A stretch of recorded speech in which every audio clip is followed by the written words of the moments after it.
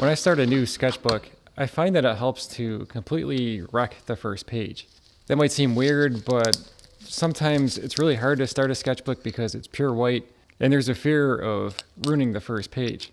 So I find the best thing to do is to actually go ahead and do that.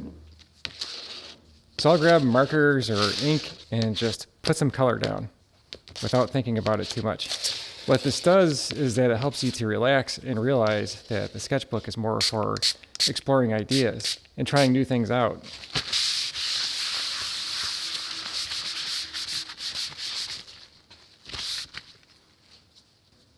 Okay, so the worst has happened and I wrecked this first page.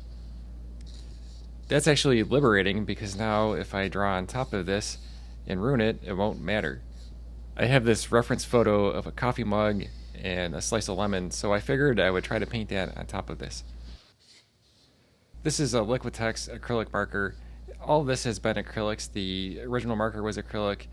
The inks are acrylic, and then I'm going to paint on top of it with golden open acrylics. I started by mixing the color of the mug, and it looks too dark, but when I add the other colors around it, it should look better. The dark shading on the left gives it a little bit more of the roundness that I'm looking for. The inside of the mug is quite a bit darker. Once I get that filled in, I started working on the background.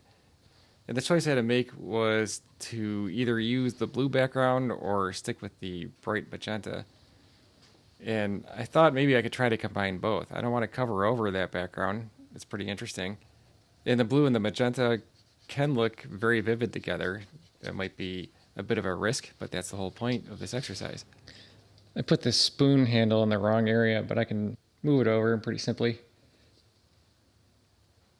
I think maybe it goes about here. I think I need to put in some of the darker shadows to ground the coffee mug onto the table, and it helps create some contrast with the lighter color of the mug. In some areas I added a glazing medium to make the paint more transparent. That way I can preserve some of the magenta shapes that are behind it. If you don't know what glazing is, I have a video called Acrylic Glazing Explained for Beginners that goes into the basics. I also cover glazing in another video about my favorite acrylic mediums. If you're interested in either of those videos, there are links to them in the description below. One way to refine your shapes is to paint the background shape, and then you can cut into the actual subject. I'm adding the darker blue so that it contrasts with the bright yellow of the lemon. It makes it just pop a little bit more. I think I'll leave it here. This is something I probably wouldn't have tried on a canvas. It's too experimental. But in a sketchbook, it's not that much of a risk if it doesn't turn out.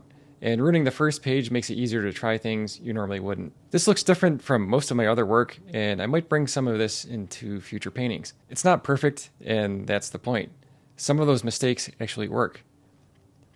These sketchbooks are full of experiments, quick studies, ideas, things that didn't work, and a few that did. Some of these are more in line with what I normally paint, and they're more complete. But I also explore new ideas and subjects such as a cat sitting on a tree stump or sketches that I make in a parking lot. Some of them aren't finished, but I learned something from each one. So the next time you get a sketchbook, ruin the first page and see where it leads.